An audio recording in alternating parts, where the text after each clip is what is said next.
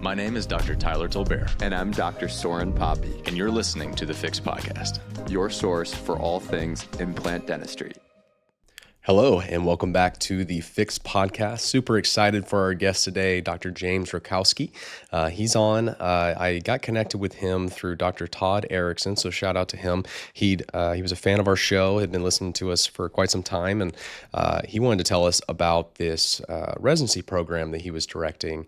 And we talked a good bit about what they were doing over there. And, you know, there's not a whole lot of residencies that when people reach out to us and they're asking about what kind of programs that they should be looking into out of school if they're trying to get into, you know, implants and are really serious about surgery. There's not a lot of programs that we really point people towards, not necessarily because there's not good programs out there, but just because it's hard to find programs that are really a specific funnel for what it is that we do.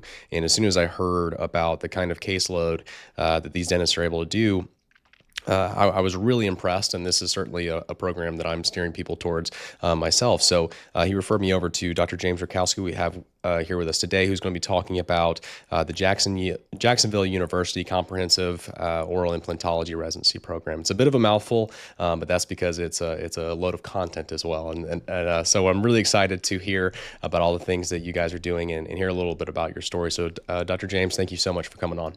Well, thank you for the invite, and thank you for the interest in our program. Of course. It's really appreciated that there are people that want to see to it that those that are doing implants get the finest education that they possibly can get. And that's what drives our program and drives all our residents. So thank you for having us. For sure. So I'm hoping that you can give us a little bit of context, really about yourself and your own background in implantology, how long you've been doing it, your own training, and just kind of walk us through what got you to being the program director that you are today. Okay. Well, I started out as a pharmacist. I graduated from Duquesne University School of Pharmacy in 1972, and from there I went directly into dental school, where I graduated from the University of Pittsburgh in 1976. And then I went into general practice, and I immediately saw that there was a real problem with patients who were missing teeth, particularly full arches, that lower dentures in particular. There was nothing that you could do that would really make it work. Occasionally, maybe you get the 1 or 2 in 100 that just said, I love my lower denture, but you got 98 people who said, isn't there anything better, doc? And distal extension, partial dentures and whatnot. So I started taking implant courses from the Midwest Implant Institute with Dr. Jack Hahn and Dr. Duke Keller, as well as many other people, Lenny Linkow, those people that have gone before us, and I've been able to stand on their shoulders and see what was possible. They took care of a lot of the initial issues for us. I placed my very first implant in 1983, which we did not have any kits. Went to the hardware store, got some drills, got some things that we called osteotones. They were really leather awls. We sterilized them, we tapped holes in bone, and we put these implants in. And I could see that there were some real issues with the way we were doing things, but it was all that we had. I stayed with it, did a fellowship with the Midwest Implant Institute, as well as other courses, got very active in the American Academy of Implant Dentistry, the AAID. Continued on, got my associate fellowship, my fellowship with the AAID, and then my diplomate status with the American Board of Oral Implantology and Implant Dentistry. Was doing a lot of bone grafting. I was one of the earliest adopters of implant dentistry in Pennsylvania, in Western Pennsylvania, where I practiced. I moved to a small town because that's where my wife and I wanted to raise our children. And so there I was in central Pennsylvania in a small town and wanted to do implants, and people said, you'll never do them here. But lo and behold, there were people there that needed implants, and we started doing them, and we traveled, and we built a practice that was very heavy into dental implants. I was doing a lot of bone grafting. I realized that we had a lot of deficiencies with bone grafting, and my wife and I became empty nesters. Our kids were out of college, so I decided I would go back to school. I always had a strong interest in pharmacology, and to me, everything that we do is pharmacology, whether it's signaling of the bone cells to go ahead and start osseointegration or de novo bone formation for us. So I went back to Duquesne University. I kept my practice 3 days a week, but I went back to get a PhD in pharmacology at 51. Wow. I finished that 7 years later when I was 58. I put a research laboratory in my office. I actually hired technicians to help do that research. I had to know how all the research was being done because I had to do my defense, but actually doing it, I had people that would be working with all the cells and doing all the things for it and whatnot. And so at 58, I graduated with my PhD and started to put some of those things into practice, into clinical practice. Opened up a research company called the Clarion Research Group. We developed a small molecular compound, small molecule, that synthetic, that shortens the sigma for bone formation from 16 weeks down to about 10 to 12 weeks predictably, and started to work with some people in orthopedics, and our product started to be used in spinal fusion on a research capacity, clinical research, as well as dentistry, and also took a strong interest in postmenopausal women and the issues they have with bone formation and their estrogen levels. And so we did a lot of research with that with the research company and Salivary Diagnostics for these people, so these individuals. So it's been a great ride. I continued to practice until I was 70. Although I must admit, beyond the age of 60, it was only 2.5, 3 days a week because I was involved in the research the rest of the time. And I left clinical practice in July of 2020, and I was doing just fine with all the things that I was doing. I was doing CE lecturing with Maxi courses as well as other invites, and was enjoying life. And then the Jacksonville University program, they reached out to me and asked me if I'd become director. And I said, no, that's okay. Everything's fine. Thank you for thinking of me. And they came back in about a month and they said, well, you're going to do it. And I said, well, actually, I thought I answered that question. And they said, well, we'll give you another month. And I said, well, I don't think it's going to change. And then the dean called me, and he and I hit it off. We hit it off. And my wife could overhear the phone conversation. And she said to me, well, how did that phone conversation go? Remember, you're retired now. You don't do everything. And I said, yeah, but I'll tell you what, I think we can make something happen. And so I said, sure. And I'm glad that I did. It's kind of like, when you go to the dog pound and they hand you the puppy. Once they hand you the puppy, you can't give it back. You're going to take it home. And that's exactly what happened with this program. I'm very energized by our residents. They are outstanding individuals. They are dedicated. They want to do the very best they can. And that's what drives the entire program. Let's just make the best educated implant dentists, because implant dentistry is so complex, whether it be the surgical component of it, the bone grafting component of it, just taking the tooth out. How do we get the tooth out? What are we going to do to grow the bone, put the implant in? And that old excuse, why I put the implant where the bone was, yeah, that worked in 1988. It does not work in 2025, though. Mm-hmm. And so we know a lot more now than we did in the 80s and 90s, whether it be implant surfaces, thread design, treatment planning, methods of treating, prosthetics, everything, pharmacology, medical evaluation. All these patients that come in, they are in their 70s, 80s, and 90s. They have a long list of pathologies and a long list of medications, and all those things do affect the results for us. So we've just put together a program where we get to be able to bring everything together to help these young doctors and middle-aged doctors. I'm surprised at how many middle-aged people we have coming into the program. Wow. Yeah, that is quite the illustrious career. And I really commend you for your commitment to education and taking on all the things that you took on. I mean, having a doctorate in pharmacology, in addition to all the things and your contributions to implant dentistry and the research and everything.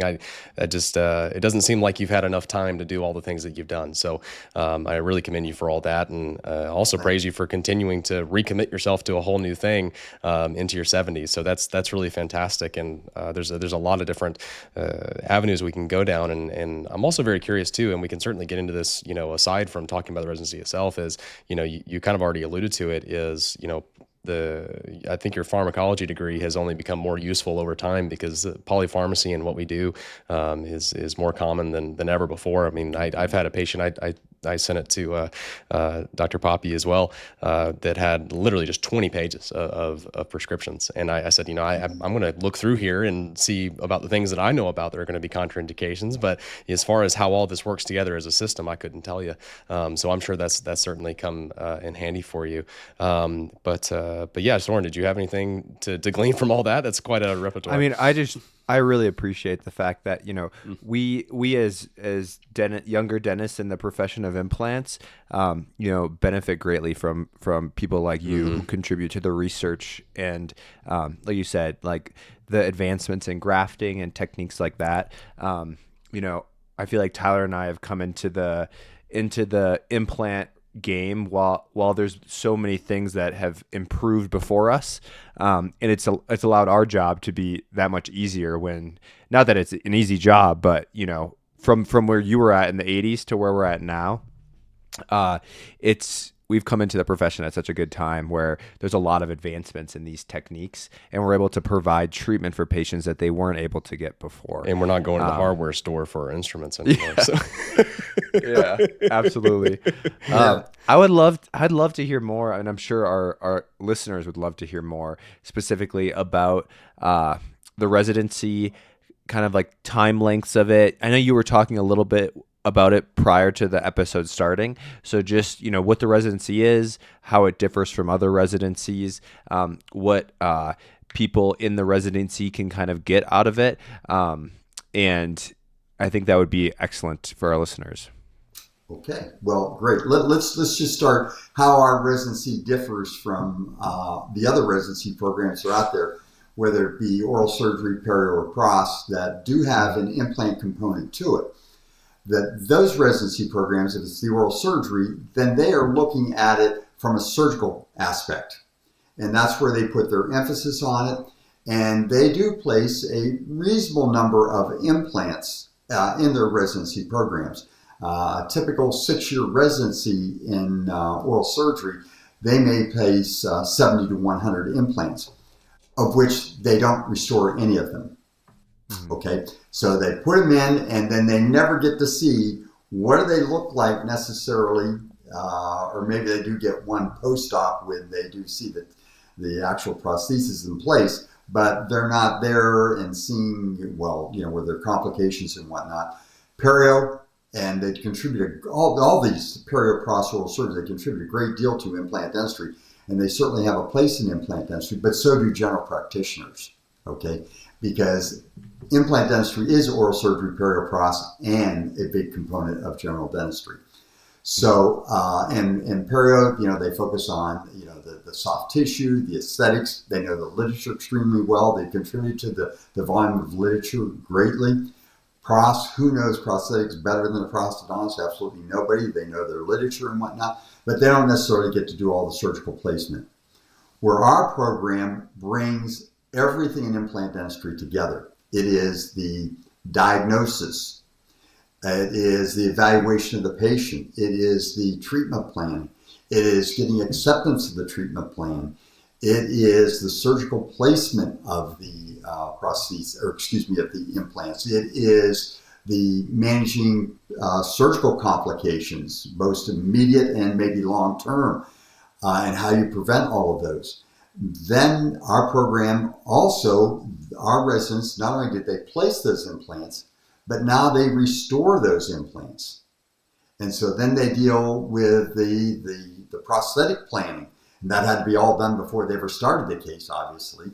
But they deal with that prosthetic planning at the beginning, and then doing that prosthesis for them, then maintenance of that prosthesis. What kind of complications were there? Does the patient come back and say, I really can't get my floss threader in there, which, that wasn't necessarily a concern of the OMS. You got to see the prosthodontist for that, and the prosthodontist goes, that's where you put the implant, and they're too close together, and that's the best I can do. So then there gets to be this finger pointing. Where ours, the program is they do it all start to finish. They do reach out and rely on the other dental specialties, though, when they feel that it is necessary. So this isn't, it's all us and just us. No, we believe that implant dentistry involves everybody.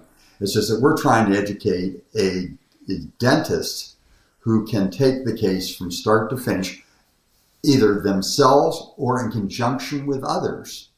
So they make it all work together. Then, in our residency program, they also follow these patients afterwards. So they see what it looks like in 6 months and a year. Another big difference with our residency programs is it occurs in the real world. It occurs in clinical practices across the United States. Right now, we have 21 different clinical sites where we have a total of 27 different residents. Some of the programs have more than one resident.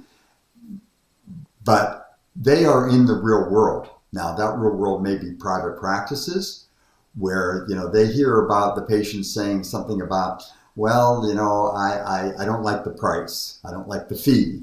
Or, when it's all done, I don't like the shade.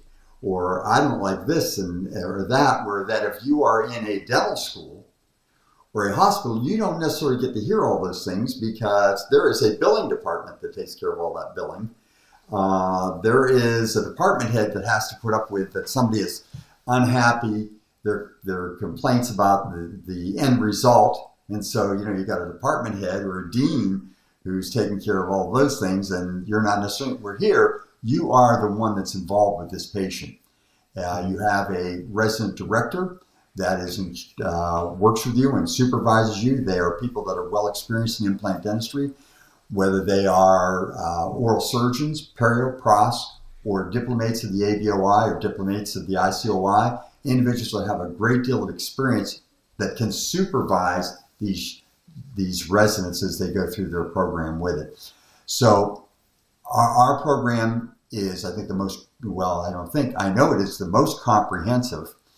And not only is it comprehensive clinically, but then didactically, we go into great deep dives in every single topic. I know there's topics that in continuing education, they may get an hour lecture on it or a 4-hour lecture on it, where in our program, that may represent a 6 or 8 week didactic lecture that they are actually evaluated, assessed on, because there are homework assignments.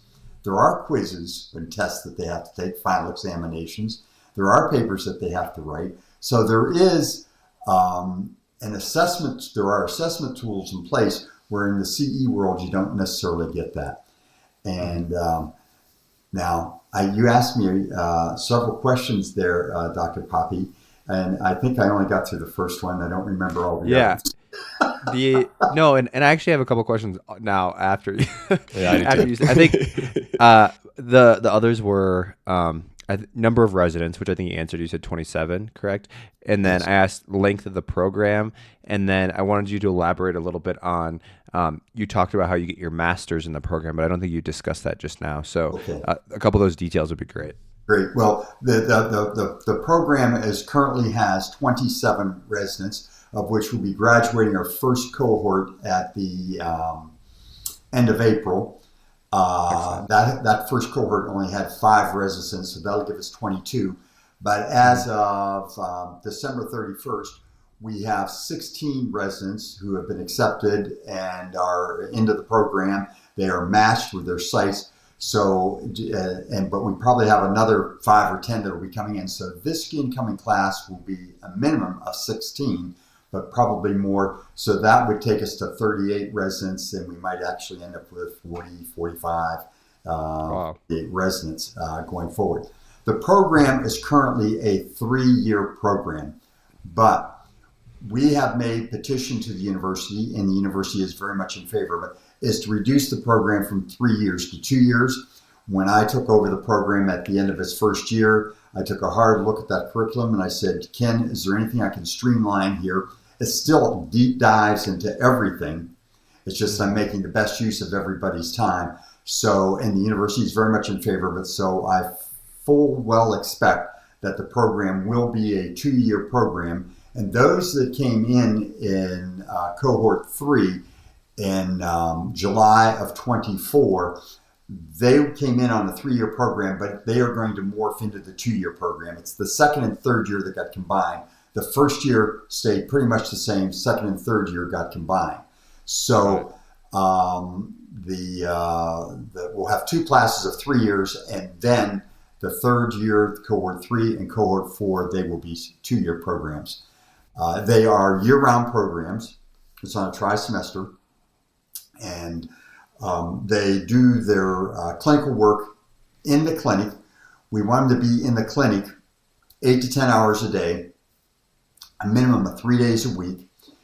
They do their didactic portion Monday through Thursday, 8 to 9:30 p.m. Eastern Time. It is done virtually. All the lectures are recorded so they can do it asynchronously. So if somebody cannot make a lecture on a Tuesday night because a lot of our doctors, they have families, or they're starting their families, or they're out looking for a mate to make a family.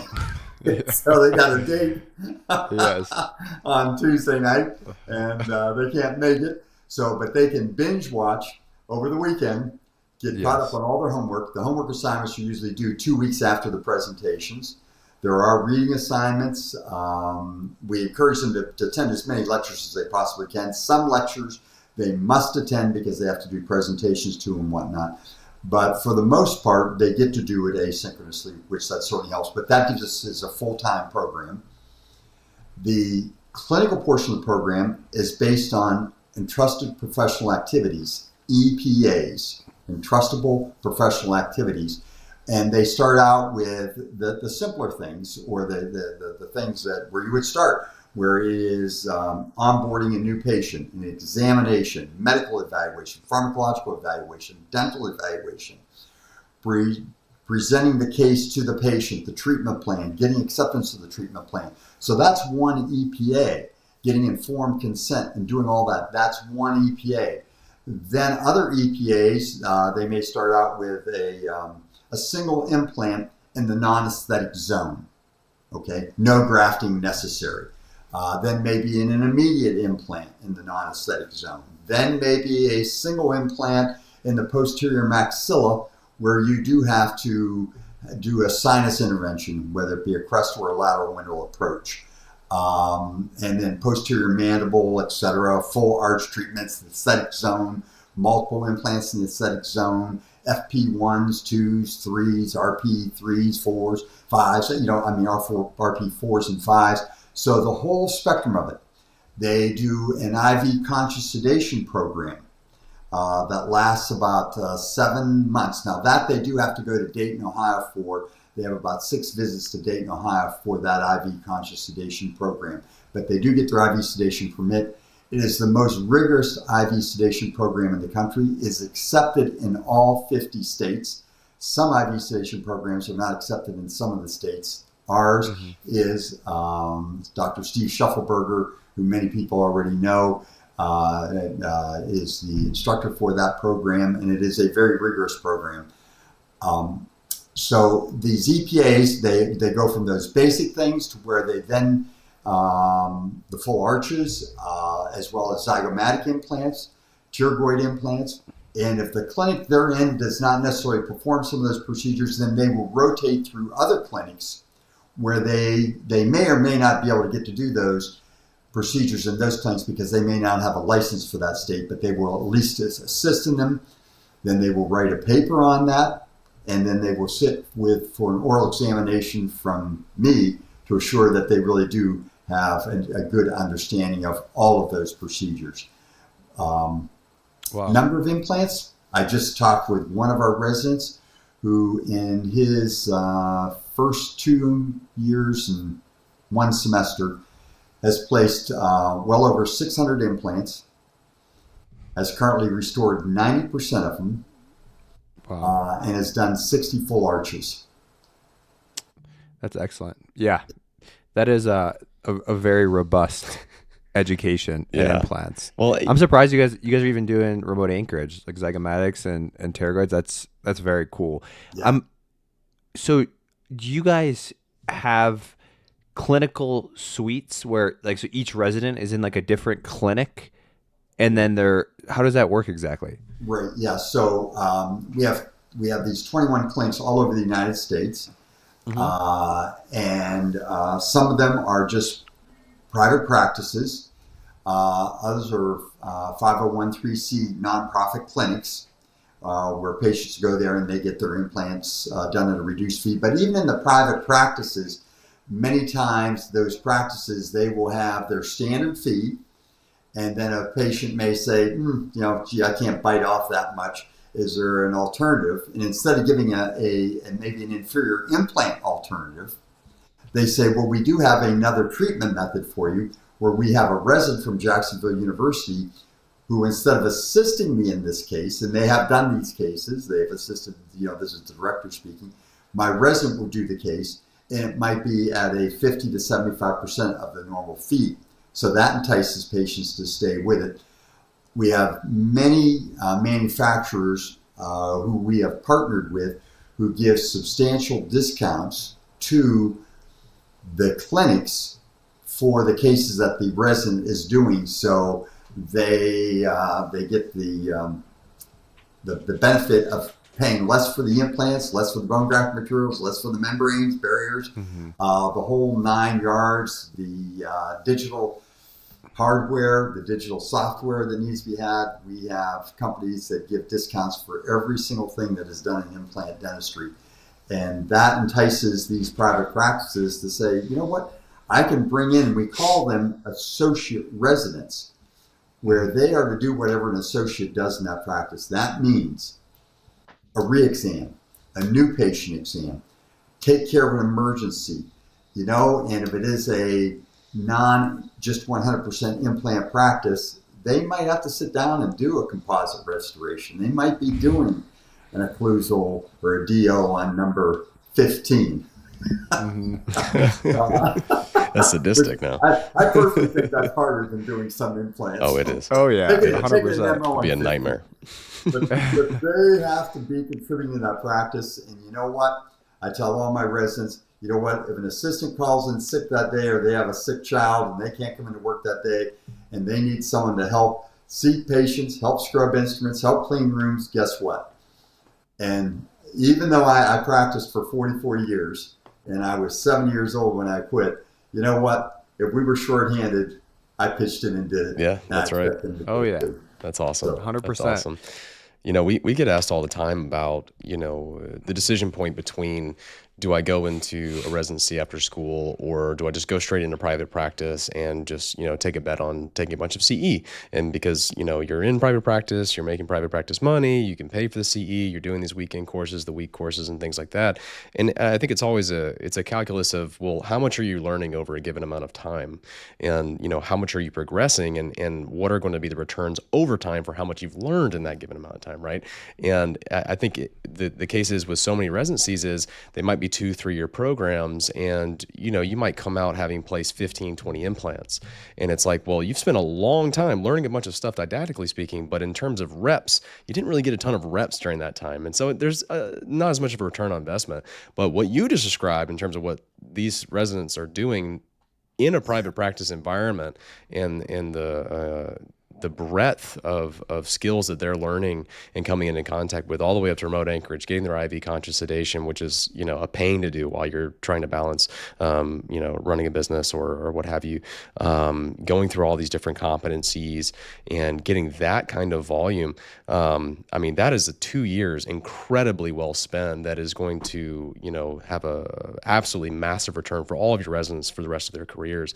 And that's really an accelerant in my opinion. And I wish this kind of thing were around when I was coming out of school, because and the fact that you guys make this available to general practitioners is just it's a career hack, and I'm really, really impressed with you guys have put together. And I love the private practice component of that. That's not something I was actually aware of before we got on here. Yeah, that and I have had discussions with a couple of dental schools, a couple of prosthetic residency programs, some AEGD residency programs, where they say, is there some way that we can partner with you, or just how are you doing this? I had one dental school recently where they actually closed their implant dentistry department because there was a internal conflict between oral surgery, perio, and pros Classic. at this school and implant dentistry because the patients were coming for implants. They said, well, yeah, I'll go to the implant dentistry. So all the patients that needed implants were going to implant dentistry. They weren't thinking, I'll go to oral surgery, pros, or perio, and they were being directed internally in the dental school to the implant dentistry department because they needed implants. And that created an issue within the school. And so they had to close the implant dentistry department because it was in competition with oral surgery, perio, and pros. And I don't want us to be in competition with anybody. I want us to just be out there giving the best education. Right. And that's where this dental school, they said, so let me get this straight. You have your residents out there in the real world, all over the United States, not competing with any dental school. And we said, yeah, that's what makes it work. And our residents, we want them to spend a minimum of 3 days a week in the clinic. For that, the clinic has agreed to give them a stipend of $50,000 a year. Okay. But we strongly suggest, and the agreement is between the resident and the clinic site. We suggest, though, as the university, that if their collections goes beyond $200,000 after lab fees are paid, then they get 30% of their collections. That also allows them 2 days a week to go out and moonlight in a practice and just make some real money. So we have many residents that are making $80 to $100, $150. I have one resident who's making $180,000 a year. And I got to admit, now the first 3 or 4 months, it's kind of a push. They're new, they're just learning. And then those of you that have had associates, you get an associate the first 3-4 months, nobody wants to go to them. They want to see the main doctor, et cetera. Those kinds of things. It's a little bit awkward, and they got to get their feet wet and securely implanted on the ground. And so the first 3-4 months, it's a push. They may not be earning their keep, but then I have resident directors tell me that after they're there 5, 6, 7, 8, 9, 10 months, hey man, this is a big win for me because I've got someone who is dedicated for 2 years, because so many times associates come in, they stay 6, 9 months, get their feet wet, and they want to go. Right. Where here they've got a 2-year commitment to them, and then also it's an avenue for future partnership or buyouts. Right. With them, and I think the associate resident model works well. The university confers a master's degree. It is not a code-approved program because implant dentistry is not a specialty. It's not a code-approved specialty program. But we are approved by and accredited by SACS, that's the Southern Association of Colleges and Universities. That's where we get our accreditation through. So we're able to bestow a Master of Science degree in dentistry with a certificate in comprehensive oral implantology. And then I'll talk about another whole avenue we have here in a few minutes. Yeah, that sounds like a win-win for everyone. I mean, I think one of the major concerns, like you said, are in like a dental school setting or like a residency setting is number of reps, right? Like you only have so many implants that need to be placed by however many providers you have at a single location. So the fact that you guys are instead doing it where you have X amount of 21 clinics across the U.S., that's great for the residents because they don't need to move their entire families in some situations to like a certain university. They're still getting their master's degree and they're making an income while you call them the like head of the clinic, right? Like what was it? Yeah, resident director. The resident director is kind of a win for them because they're essentially getting an associate for like a low fee, right? Like, so it's a hack. It is. It's a win-win. The residents are getting amazing reps that they wouldn't get in a in a private practice setting. It sounds like, someone's over their shoulder for some of these procedures. And Right. I could see it being extremely beneficial. I agree with Tyler that if something like this was around when we were coming out of school, it would have been excellent. Instead, Tyler and I spent many, many nights up until midnight, 1 a.m., just studying this stuff. My background is I did a year under an oral surgeon, and basically we were rounding in the hospitals until midnight every single night just to get my surgical reps in. And I know Tyler took so much CE on the weekends, and he did his IV course, like all this stuff. People don't realize, like a lot of people will come out of school and they'll be like, okay, I'm going to go to these CE programs and get these reps. But what ends up happening is life just happens, right? Where all of a sudden family time, all of these things occur, and it just gets pushed off and off and off and they might never get that education that they wanted to when they came out of school. So I see something like this being extremely beneficial for someone that's looking to get into implants. And another thing that, I hear from my colleagues a lot who are doing general dentistry, they get all these promises made by going into offices by associates, in their associate, they're told like, hey, yeah, you're going to get a bunch of surgery, you're going to get a bunch of implants. And then what ends up happening is they go into these clinics and the primary provider is like, well, I'm actually going to do those implants because that's the money makers, right? And you take these patients or these early cases, and a lot of times they don't get that experience that they were promised, right? So being able to like kind of guarantee those reps is so powerful, and it'll get like 2 years in a program like this is probably 10 years of CE that they would be taking outside of the clinics. Our tuition when we go to the 2-year program will be $37,500 a year. So for 2 years, it'll be $75,000. But if you take all of the courses that we offer, both didactically and the clinical, that it comes into, with the IV sedation and everything, it comes into about, if you went out and just did it with CE, it'd be about $135,000. Oh, yeah. Plus, sedation alone is $25,000. Airline. Yeah. Pardon? I mean, sedation alone can be $15,000 to $25,000. Just yeah, that. Exactly. Yeah. And so you don't have airplane tickets to buy. Right. Of course. Yeah. You don't have hotel bills, restaurant bills. You get to come home at night. You get to be with your family. You're not away every weekend. When I'm like you guys, I mean, I came up the CE pathway, and I mean, a lot of weekends. It's expensive.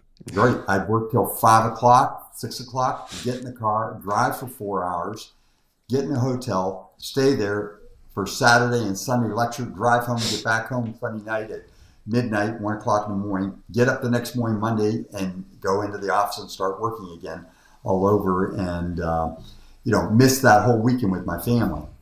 Oh yeah, and I mean, and what Tyler and I typically have done is we have to take weeks off of our clinics to go overseas, right? So you spend $2,000-$3,000 on a flight overseas, and then you have a hotel there for a week, and then you got to factor in your the cost of closing your clinic down for the week, right? Production costs for that week, on top of a course that's typically, a lot of these courses are 20, Easily. like remote anchorage courses, zygomatic implants.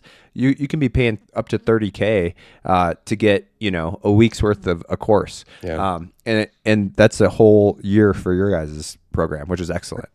And you, when you place those implants, you never get to see did they work or not. You're run through it. Yeah. I mean, you're lucky to do a handful of cases, and you don't ever see them again. You have no idea how they turned out.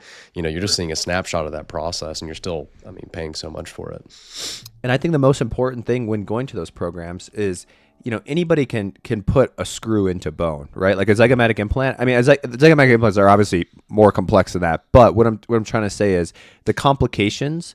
That's the difficult part, and that's the part that you should be paying, because once the zygomatic implant's in, that's one thing, but handling the complications after the fact, that's the most difficult part in my opinion. You're absolutely right.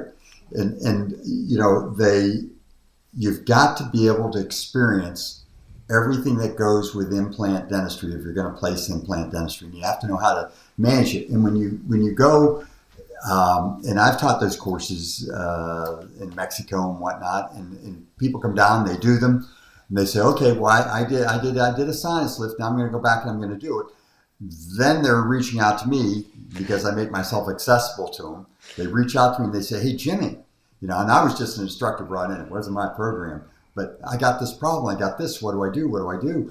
And they're in surgery and they have no idea what to do because they don't have anybody looking over their shoulder. We're here. You've got an experienced director who, you can be in there, and your EPAs and trustable professional activities is after you do it. And it's not just doing each 189 things one time.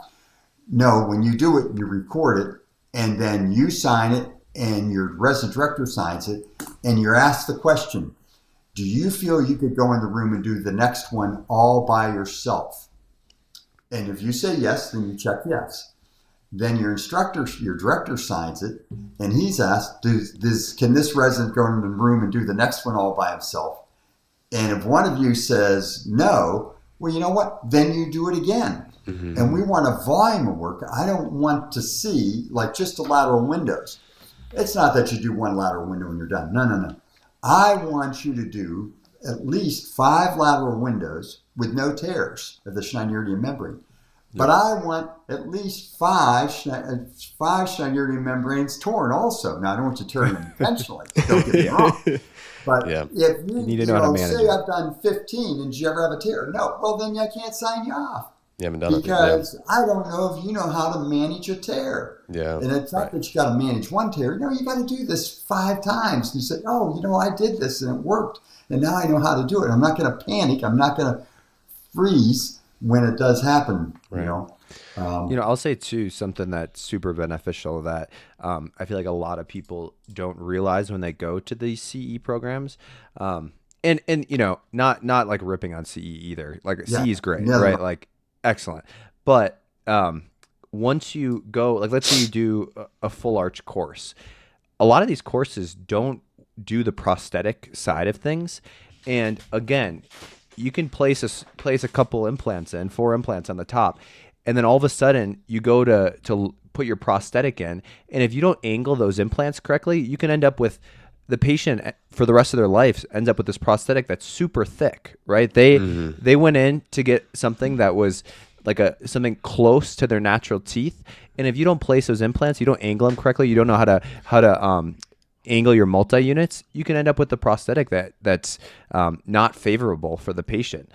So being able to see how to manage the prosthetic side as well is insane, super, super powerful. And that's what will put you apart from other dentists when you come out. When I sell treatment to my patients, I get patients that ask me a lot about, they'll come from a general office, a GP office, where they were just going to refer them out to the oral surgeon and then come back to the office to get it restored. And I let them know, hey, that is a good way to do it. And I'm sure the oral surgeon will place the implants correctly, and I'm sure the general dentist can restore it well. But what separates our clinics from those clinics is I'm the one restoring those cases. So I want to ensure that my implant placement is perfect. That way the prosthetic's nice and thin. So I'm happy, you're happy, and I don't have to deal with, a frustrated patient after the fact. Right. Mm-hmm. And another shortcoming of continuing education too is you'd be very hard pressed to make a course. You can make a course about managing complications, but it's not going to be a live patient course. How do you crowd a weekend course with complications of patients? Like, oh, you're having a complication right now. Well, that's great. We have a course happening in a month. Just hang on for a bit. We got to we're running some people through, and they're going to manage this complication. No courses are like that. But in a residency situation, you can do that, and it's important to be able to actually live manage those complications. And I was doing an interview with Jason Auerbach. He's Bloody Tooth Guy on Instagram, and he said, and he's an oral surgeon, but he's very liberal with general dentists doing surgical procedures, so long as they know how to manage the complication. He says, as long as you can do anything you want, so long as you know what to do when something goes wrong. And the issue with that is, if you've just been doing continuing education, how many times have you actually seen something go wrong? You've probably only seen it go right, and you're going to have to run into it in the wild without that support and just, shoot from the hip. And that's just kind of the reality of it. It's like you're not going to see these things go wrong until you're doing them. But in this situation, situation, you're getting the best of both worlds. It's happening in private practice, but you still have that angel on your shoulder that's looking over, that's going to be able to take care of you when you don't know what to do. And so you've really found a way to solve that dilemma here. So that's really incredible. Well, I want to thank both of you, because here we've been talking here for roughly 50 minutes, and not once have we talked about implant dentistry being a specialty. Right. But what we've talked about for 50 minutes is making the best educated implant dentist that we can get. Right. And I think that means more to a patient than whether you have a CODA recognized specialty from the ADA. You bet. But that doesn't mean anything to the patient. The only thing that patient wants is this a highly educated, highly skilled, and has this doctor who's going to be doing my treatment, have they seen it all? Yep. Absolutely. And that's the good, the bad, and the ugly, because I don't want the bad and the ugly. I want them to know, and that's what the three of us have been talking about for 50 minutes, is just making the best educated implant dentist, because the three of us have been in the field. Past tense, you current, you're fighting the fire right now every day. You see what happens if it's not done right. Yeah. And it's painful. Tyler and I were clinical directors for a large amount of dental offices that focused on implant dental treatments, and I can tell you the number one thing that kind of drove people out of doing, like, we had a lot of doctors that would come in, they thought they had what it took to do this, and then the second they ran into some more difficult complications, that's really what it could push them out of the field completely, the implant field. And being able, it takes a special person to kind of do it on their own and manage those complications on their own. And that's kind of what Tyler and I have done. But I'll tell you, Tyler and I had plenty of conversations early in our career, like, man, I don't know if some of these things, they're difficult to deal with.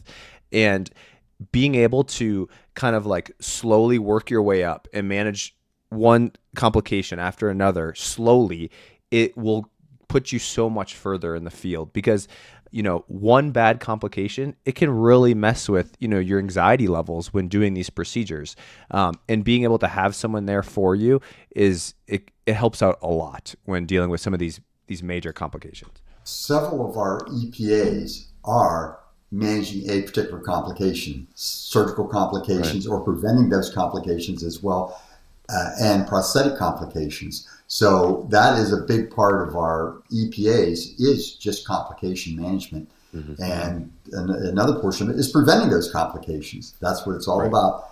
I want our graduates to come out, and I want them to be successful. I want them to be able to sleep at night. I want them to be able to enjoy their families. I don't want them to go to their kid's soccer game and not be there. I mean, they might be physically there, but mentally, they're worried about that patient who's got that open suture line. And what am I going to do now? And all that titanium mesh is exposed, and it's just 1 week post-op. What am I going to do? I want our people to be able to prevent that. And if they do get it, how they go ahead and manage it. And then they have a network, because all our residents, they get to know each other. They bond together. And so I tell them, you know what? These individuals that you are in this residency program with, these 26 other people, they are going to be your colleagues that you're going to rely on for the rest of your life. And I tell them, when you have a good day, I want you to be able to call up any one of those 26 people, and you will not be perceived as bragging, but they will be happy for you because you had a good day. But also, if you have a bad day, you can call them up and say, hey, have you ever had this? How do you manage it? And as well as all of our faculty as well. They're all very approachable. Yeah. Yeah, no, that's fantastic. And I think culture in the residency space is super important. And you find there are a lot of programs, and I know people that have dropped out of programs because of that issue, where they felt like it was this very overbearing thing and perfection was expected, and there wasn't a whole lot of humility, and they didn't get that sort of sense of community out of it. It'd just be 2 or 3 residents, and they didn't really feel safe coming to the residency directors or the chief resident, whoever they may be, about some complication they're having. And something we talk about about a lot, not necessarily in the context of residencies, but just in our experience working with other doctors that we've trained or been trained by, is you don't want to work in a silo in this. When you have that kind of bad day, you want to be able to commiserate and get advice from someone else who's run into this before. You don't want to be running into issues that you don't have an answer for at all or can't find an answer for. And having that kind of community and being able to foster that community in the context of a residency is an accomplishment that, can't really be understated or overstated. I agree. I agree 100%.